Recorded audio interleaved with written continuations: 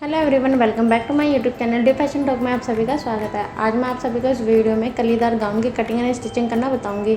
उसके लिए मैंने जॉर्जेट फैब्रिक का यूज़ करा है और लाइनिंग के लिए मैंने लिया है क्रेप फैब्रिक। हमारे इस गाउन की फुल लेंथ है 56 इंच। उसमें से चोली का 17 इंच माइनस करके हम फ्लेयर की कटिंग करेंगे। पहले हम लाइनिंग के फैब्रिक को लेकर उसे 8 लेयर में फोल्ड कर लेंगे कुछ इस तरीके से। फिर उसके बाद में उसे सीधा ज़मीन पर बिछाकर अपने लेंथ के मेजरमेंट के अकॉर्डिंग निशान लगा लेंगे। जैसे कि मैंने 37 इंच पर निशान लगाया। ध्यान रखिएगा, हमें लाइनिंग की लेंथ मेन फैब्रिक से 2 इंच छोटी रखनी है। कलियों की कटिंग करने के लिए जितनी हमारी वेस्ट है और जितनी हमारी कलियां हैं उससे डिवाइड करके निशान लगाएंगे। जैसे कि मेरी कलियां हैं 8 और हमारी वेस्ट का साइज़ है 30, तो उसे 8 से डिवाइड करके जितना हमारा मेजरमेंट आता है उसी के अकॉर्डिंग निशान लगाएंगे। ध्यान रखिएगा, हमें ½ इंच एक्स्ट्रा रखना है मार्जिन के लिए। फिर उसके बाद में सभी कलियों को कट करके अलग कर लेंगे। गाउन के लिए लाइनिंग के हम 2 लेयर रेडी करेंगे। पहली लेयर में कैन अटैच होगी और दूसरी लेयर हमारी कैन को कवर करेगी, ताकि जो हमारा जॉर्जेट का फैब्रिक है उसमें कैन शो ना हो। उसके लिए फ्लेयर के लिए लाइनिंग की कटिंग करने के बाद में अब हम मेन फैब्रिक की कटिंग करेंगे। उसके लिए पहले फैब्रिक को फोल्ड कर लेंगे कुछ इस तरीके से। ध्यान रखिएगा, हमें दोनों साइड्स इक्वली रखकर फोल्ड करनी है। फिर हमें जितनी चौड़ाई में हमें अपनी कलियां चाहिए, मतलब जितनी चौड़ी हमें कलियां चाहिए उसी के अकॉर्डिंग फैब्रिक को फोल्ड कर देंगे। मैंने यहाँ पर 16 लेयर में फैब्रिक को फोल्ड करा है। फिर उसके बाद में जितनी हमारी कलियाँ हैं उसे अपनी वेस्ट लाइन के मेजरमेंट से डिवाइड करके निशान लगा लेंगे। जिस वक्त आप निशान लगा रहे हो उस टाइम पे ध्यान रखेगा, जितना हमारा मेजरमेंट आता है कलियों का उसमें ½ इंच प्लस करना है मार्जिन के लिए। फिर कलियों के दोनों साइड से आपस में मिलाकर कुछ इस तरीके से फिर कट कर लेंगे फैब्रिक को।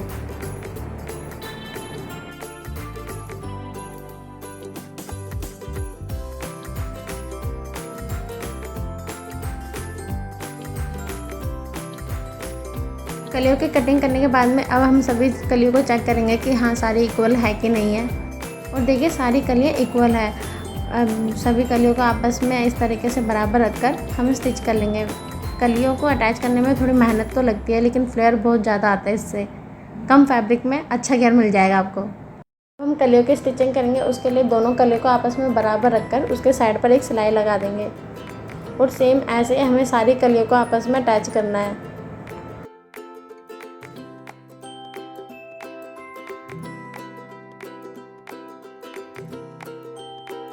लाइनिंग की कलियों को अटैच करने के बाद में अब हम हमारा जो गाउन का मेन फैब्रिक है उसकी कलियों को भी आपस में इक्वली रखकर अटैच कर देंगे।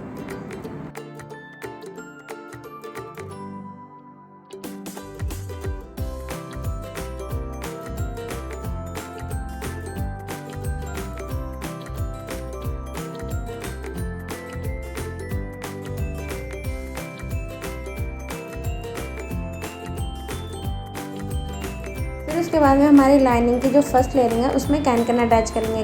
कैन हमें इस तरीके से अटैच करनी है 2 इंच की प्लेट्स देते हुए।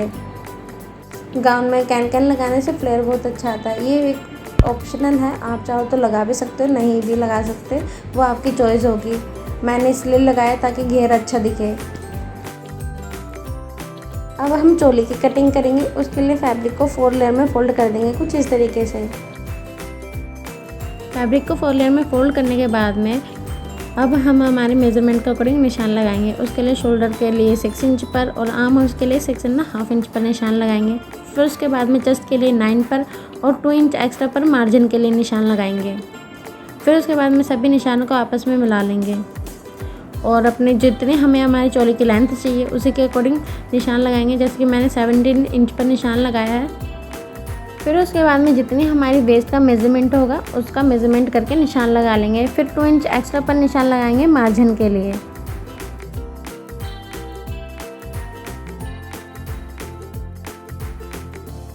फिर इनको भी आपस में मिलाने के बाद में अब हम आर्म होल्स के लिए 3 इंच पर निशान लगाकर गोलाई दे देंगे और बैक पार्ट के लिए 1 इंच पर एक्स्ट्रा पर निशान लगाएंगे।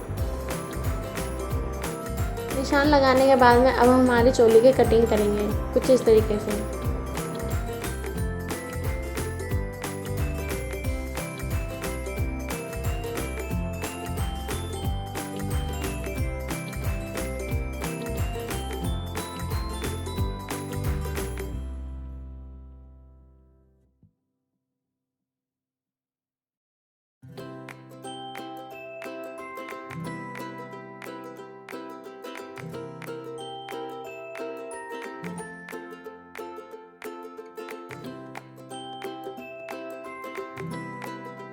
फ्रंट एंड बैक दोनों पार्ट्स के कटिंग करने के बाद में अब मैं चोली के लिए लाइनिंग की कटिंग करूँगी। उसके लिए मैंने कॉटन फैब्रिक का यूज़ करा है।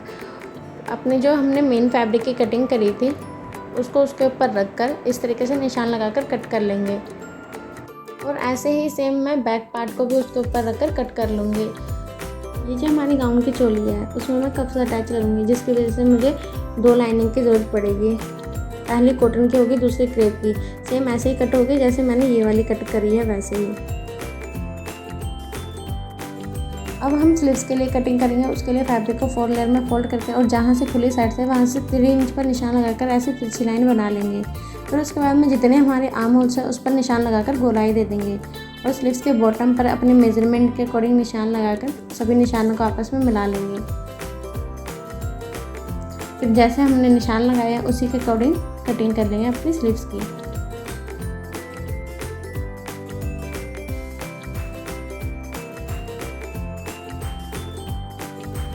फिर उसके बाद में जो हमारी स्लीव्स का फ्रंट साइड होगा उस पर आर्म होल्स की कटिंग कर देंगे कुछ इस तरीके से। अब हमारी चोली की जो कॉटन की लाइनिंग थी उस पर कप अटैच करेंगे। उसके लिए निशान लगाएंगे शोल्डर से 10 इंच पर और सेंटर से 3.5 इंच पर निशान लगाकर दोनों साइड से निशान को ट्रांसफ़र कर देंगे। फिर उसके बाद में कप्स लेंगे, उस पर भी सेंटर पर निशान लगाकर और सुई धागे की हेल्प से उसे अटैच कर देंगे। जैसे हमने चोली में पहला कप से अटैच करते वैसे हम दूसरे कप को भी लेकर अटैच कर देंगे। दोनों कप्स को लाइनिंग के साथ अटैच करने के बाद में उसके चारों तरफ सिलाई लगा देंगे कुछ इस तरीके से।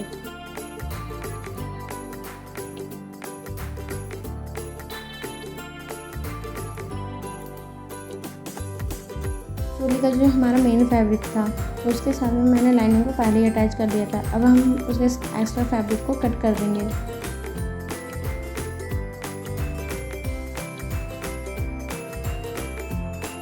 लाइनिंग के एक्स्ट्रा फैब्रिक को कट करने के बाद में अब हम चोली को सेंटर से फोल्ड करके सभी साइड्स को आपस में मिला लेंगे कुछ इस तरीके से। फिर उसके बाद में शोल्डर से 10 इंच पर निशान लगाएंगे प्रिंसेस कट के लिए। चोली के मिड पॉइंट के लिए 4 इंच पर और बॉटम पर भी 4 इंच पर निशान लगा लेंगे। फिर आर्म होल्स के लिए दोनों साइड्स को इक्वली रखकर सभी निशानों को आपस में मिला लेंगे और चोली के बॉटम पर भी 1 इंच एक्स्ट्रा पर निशान लगाकर एक तिरछी सी लाइन बनाते हुए मिड पॉइंट से मिला लेंगे। फिर उसके बाद में जैसे हमने निशान लगाया उसी के अकॉर्डिंग कट कर देंगे।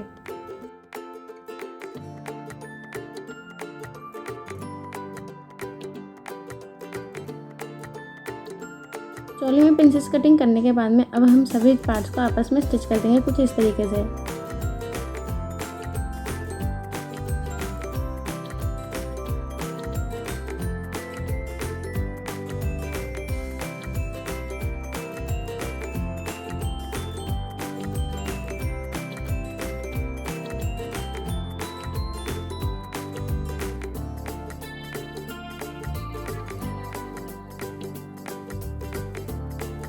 सभी पार्ट्स को आपस में स्टिच करने के बाद में जो हमारी कप्स वाली लाइनिंग थी उसके सेंटर को मेन लाइनिंग के सेंटर के साथ में इक्वली रखकर ऑल पिन की हेल्प से सिक्योर कर देंगे।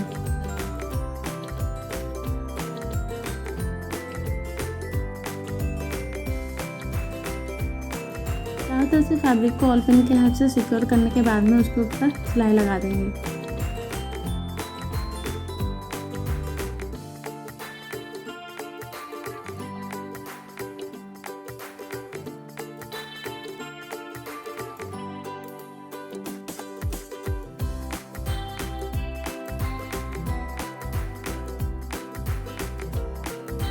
अब हम हमारे गाउन में नेक अटैच करेंगे। उसकी नेक की कटिंग मैंने पहले ही कर ली थी।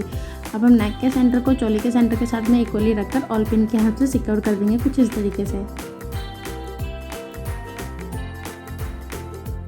ऑल पिन की हेल्प से सिक्योर करने के बाद में अब हम उसके चारों तरफ सिलाई लगा देंगे। सिलाई लगाते समय ध्यान रखेगा कि हमें सिलाई बुकरम के लाइनिंग पर बिल्कुल किनारे पर लगानी है, उसके ऊपर नहीं लगानी है।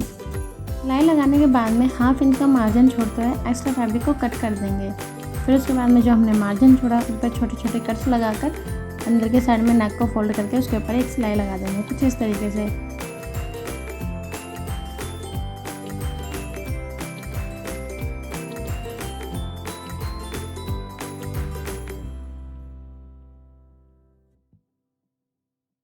और जैसे हमने फ्रंट पार्ट में नेक अटैच किया था वैसे ही बैक पार्ट पर भी नेक का अटैच करके फिर उसके बाद में फ्रंट पार्ट के शोल्डर को बैक पार्ट के शोल्डर के साथ में इक्वली रखकर कुछ इस तरीके से स्टिच कर देंगे। और सेम ऐसे ही दूसरे साइड के शोल्डर को भी आपस में अटैच करने के बाद में नेक के चारों तरफ सिलाई लगा देंगे।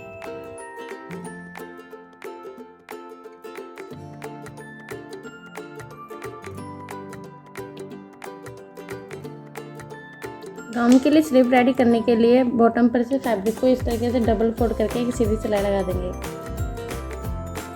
और सेम ऐसे जो हमारे गाउन की दूसरी स्लीव है उसको भी बॉटम पर से ऐसे ही फोल्ड करके सीधी सिलाई लगा देंगे।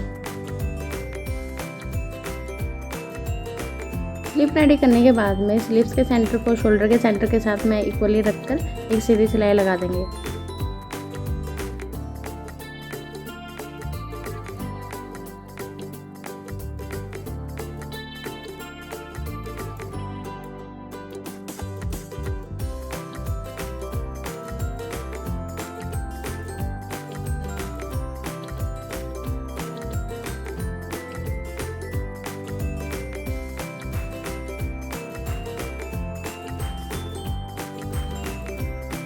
दूसरी स्लीव को भी सेम ऐसे ही अटैच करने के बाद में अब हम हमारी चोली में फिटिंग के लिए निशान लगाएंगे। पहले हम सेंटर पर मार्क कर लेंगे, फिर उसके बाद में अपने मेजरमेंट के अकॉर्डिंग वेस्ट पर निशान लगाएंगे। जैसे कि मैंने वेस्ट के लिए 7.5 इंच पर निशान लगाया है और चेस्ट के लिए 3 फिंगर का गैप छोड़कर अपने मेजरमेंट के अकॉर्डिंग निशान लगाएंगे। जैसे कि मैंने अभी 9 इंच पर निशान लगाया है। फिर उसके बाद में सभी निशानों को आपस में मिला लेंगे।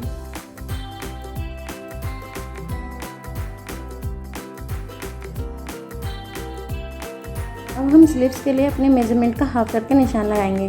जैसे कि हमारी स्लीव्स की गोलाई है 10 इंच, उसका हाफ करके 5 इंच पर निशान लगाएंगे बॉटम पर, और ऊपर के लिए 6.5 इंच पर निशान लगाएंगे क्योंकि बाजू की गोलाई है 13 इंच।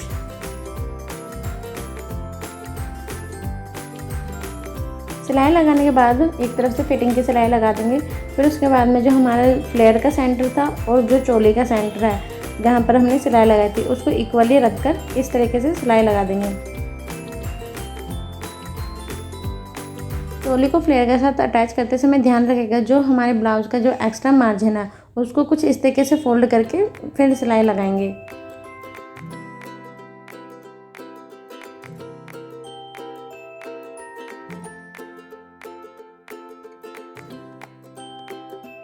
फिर उसके बाद में जो हमारे गाउन के खुली साइड थे जहाँ से हमने सिलाई नहीं लगाई थी वहाँ पर हम अपने मेजरमेंट के अकॉर्डिंग निशान लगाएंगे जो फ्रंट साइड है उस पर। फिर उसके बाद में जो गाउन की फ्रंट साइड है मतलब कि जो मेन साइड है उस पर जिप को कुछ इस तरीके से रखेंगे। जैसे जिप होती है वैसे ही नॉर्मली रखनी है और उसे हल्का सा ऐसे खोलते हुए अटैच करते जाएंगे, मतलब सिलाई करते जाएंगे। उस पर हमें ध्यान रखना है थोड़ा सा खोलते हुए उसके किनारे पर सिलाई लगानी है। एक्स्ट्रा अगर लगाते हैं थोड़ा गैप देकर तो जिप का जो फैब्रिक है वो शो होता है, वो अच्छा नहीं लगता, थोड़ा बल्कि बल्कि सा लगने लगता है इसलिए। और जैसे हमने गाउन के एक साइड पर अपने जिप के एक पार्ट को अटैच करा है वैसे हम गाउन के दूसरे साइड पर भी जिप के जो सेकंड पार्ट है उसको अटैच कर देंगे कुछ इस तरीके से। कुछ अलग नहीं करना है इसलिए मैंने उसकी रिकॉर्डिंग नहीं करी थी, तो आप समझ जाना बस। जिप को गाउन के साथ अटैच करने के बाद में जो हमारे चोली का खुली साइड है जहाँ से हमने जिप अटैच करी थी जो वहाँ पर हमारा एक्स्ट्रा मार्जिन भी है, जो मार्जिन का गैप है हम उसको भी स्टिच कर देंगे ताकि गलती से अगर हमारी जिप ख़राब हो जाए किसी फंक्शन वगैरह में तो हमारी शेम होने से बच जाए। फिर उसके बाद में गाउन के दोनों साइड्स को आपस में इक्वली रख कर स्टिचिंग कर देंगे।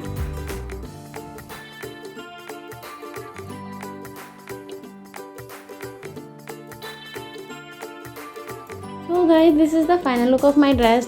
I hope you like this video. Please like, share and subscribe my channel. Thanks for watching. Bye bye.